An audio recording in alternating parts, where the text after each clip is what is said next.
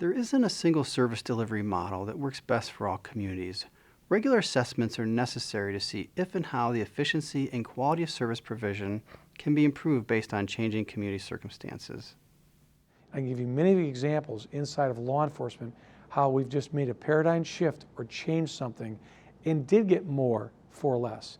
And it was painful at the beginning, but once we assessed it in 3 or 6 or 9 months, we went back and said, you know, that was the right decision. The major thing with consolidation or contracting or authority, because there's 3 entities.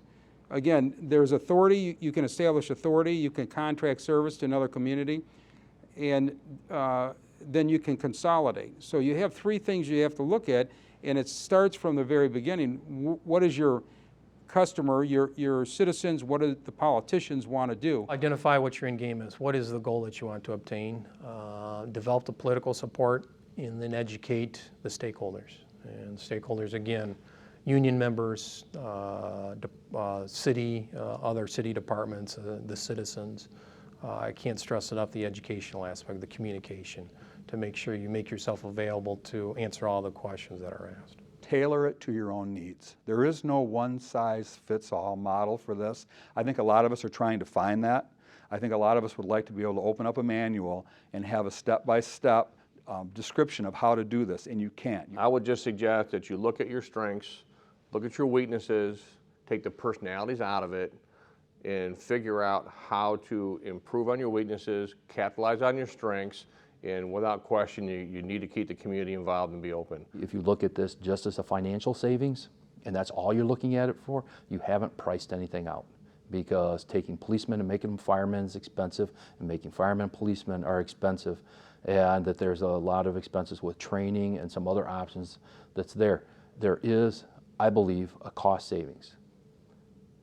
But it's going to be something that's over time, and it's not going to be, hey, I'm saving 50% of my budget right off top. That's not going to happen. So really try to be so careful you're not stepping on toes perceived as you're trying to power grab and grab up organizations. That's not the role of the sheriff.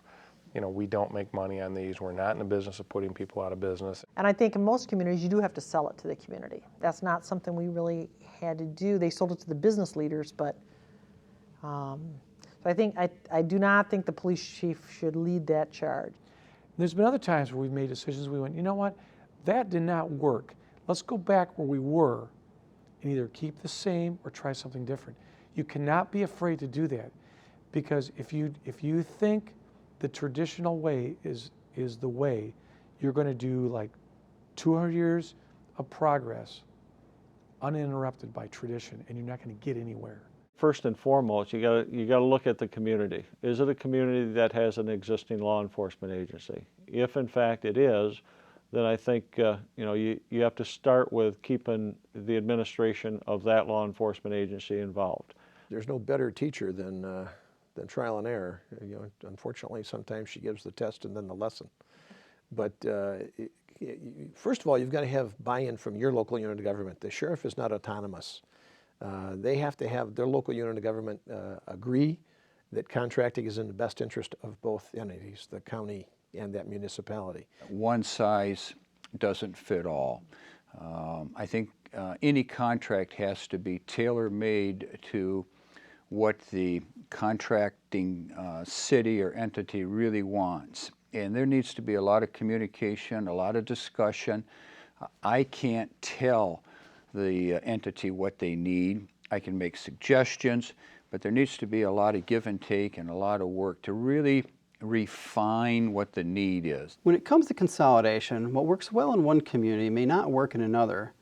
It's important that the form of service delivery implemented best meets the needs, interests, and circumstances of the local community. In some communities, the existing model may be the most appropriate.